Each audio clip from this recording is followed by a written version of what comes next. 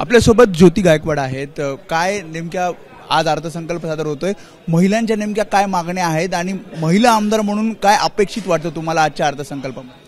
महिलांच्या सक्षमीकरणासाठी आपण सगळ्यांनी प्रयत्न करायला पाहिजे। आपण नेहमी बोलतो लाडकी बहीण योजना असो, संजय गांधी निराधार योजना असो, महिलांसाठी कायमची बाजारपेठ, कारण उद्योजक महिलांना पण मिळायला पाहिजे कायमची बाजारपेठ असो, त्यांना व्याजरहित कर्ज असो, या सगळ्या गोष्टी आहे। किंवा पिंक ई रिक्षावर अनुदान देणं म्हटलं होतं दादांनी, त्या सगळ्या गोष्टी आम्हाला अपेक्षित आहे की महिलांचं सबलीकरण सक्षमीकरण होण्यासाठी तुम्ही काहीतरी ठोस पावलं उचलली पाहिजेत। फक्त फसवेगिरी आणि फक्त काय म्हणतात निवडणुकीपुरतं जे तुम्ही जुमलेबाजी केली ती नको आम्हाला। प्रत्यक्षात 2100 रुपये देणार असं जाहीरनाम्यात होतं, पण आता असं म्हटलं जातंय की 5 वर्षाचा तो जाहीरनामा 5 वर्षात देऊ, ही गोष्ट खूप चुकीची आहे। जेव्हा तुम्ही त्या गोष्टीवर निवडून आला असं म्हणता तर तुम्ही ती गोष्ट तुम्ही द्यायला पाहिजे। जेव्हा तुम्ही एखाद्या प्रॉमिस करता किंवा वचन देता ते वचन तुम्ही पूर्ण करणं हे तुमचं आद्य कर्तव्य आणि तुम्ही ते केलंच पाहिजे। तर तुम्हाला हे सगळे जी वचनं दिली ती त्यांचेच मंत्री म्हणतात की तुमच्या यामध्ये निधी नाही आहे, काही पैसे नाही आहेत। मग असे पैसे नसताना तुम्ही काय करणार? मग तुम्ही आधी योजना का केल्या?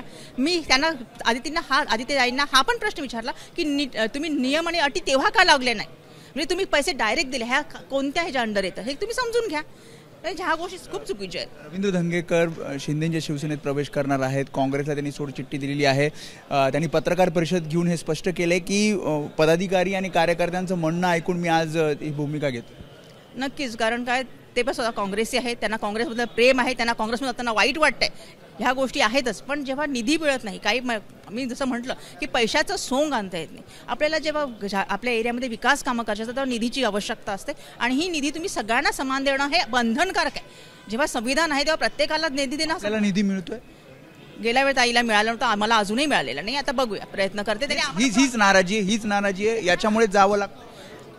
त्यांनी त्यांचं कारण तसं सांगितलं, पण मला असं वाटतं प्रत्येकाचं तसंच कारण आहे की जे जात आहेत त्यांना निधीची कमतरता आहे कुठेतरी आणि कामं करण्याची इच्छा असल्यामुळे जर निधी मिळत नाही तर खूप वाईट वाटतं, त्यामुळे ते गेले असं त्यांनी सांगितलं होत्या। ज्योती गायकवाड त्यांनी आजच्या अर्थसंकल्प संदर्भात, त्यासोबतच रवींद्र धंगेकर ज्यांनी काँग्रेसला सोडचिठ्ठी दिली आहे या संदर्भात प्रतिक्रिया दिली आहे। कॅमेरामन अजित शिवतरकर समेत वेदांत नाईब, एबीपी माझा, मुंबई।